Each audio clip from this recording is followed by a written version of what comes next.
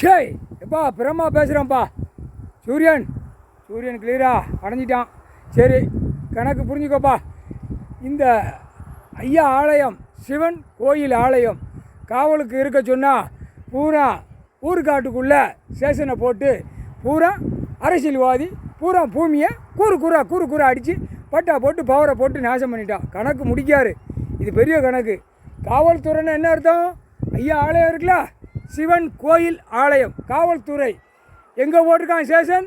எங்கள் ஊருக்காட்டுக்குள்ளே எப்படியே சிட்டி கிராமம் உள்ள ஓட்டு இந்த பஞ்சாயத்து தான் ஓடுது. இந்த பேக ஆணு பெண்ணு சேட்டை பண்ணுறது, நீதிமன்றத்தில் வழக்கு ஓடுறது, இதே ஜோலியாக உள்ளே நடக்கு.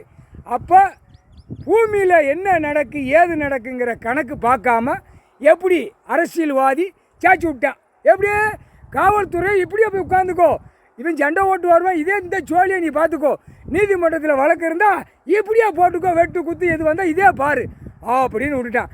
அப்போ பூமியில் காகித பேப்பரை வச்சு பல கோடி அரசியல்வாதி பூரா நஞ்சை குஞ்சை அழிக்கிறது, வீடு பில்டிங்கை கட்டுறது, இதே ஜோலியாக போயிடுச்சு. எப்போ காவல்துறை சொந்த பந்தம் இருந்தால் டெலிஃபோன் மூலியமாக பேசி முடிச்சிருந்தான் டெல்லி டு தமிழ்நாடு வரைக்கும். இதே ஜோலி அந்தந்த நாட்டுக்குள்ளே இதே ஜோலி. தமிழ்நாட்டில் 100க்கு 100 நடக்கு. இதை முழிச்சு பார்த்து தப்பு இருந்தால் நீயே பார்த்து ஆட்டி விட்டுரு.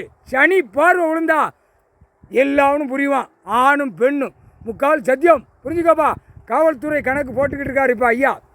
ஏன்னா ஐயா ஆலயம் சிவன் கோயில் ஆலயம் 12 ஜோதிலிங்கம் அடுத்தாப்புல உள்ள தமிழ்நாடு முழுவதும் மந்திரியை நியமித்து எப்படி அடிக்கும்?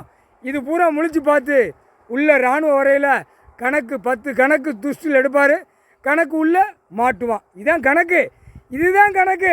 இன்னும் இதுக்கு ஒருக்கா கணக்கெலாம் கொடுக்க மாட்டார் ஐயா. நீதித்துறை உட்கார்ந்த உடனே அது நீதிபதியை நியமிக்கிற கணக்கு போடுவார். டெல்லி டு தமிழ்நாடு வரைக்கும் எப்படி உட்காரணும், எப்படி கணக்குகளை கொண்டு வரணும், அதை பார்ப்பார். திரை லோகத்தில் விட்ட கணக்கு இதுதான் முக்கால் சத்தியம்பா.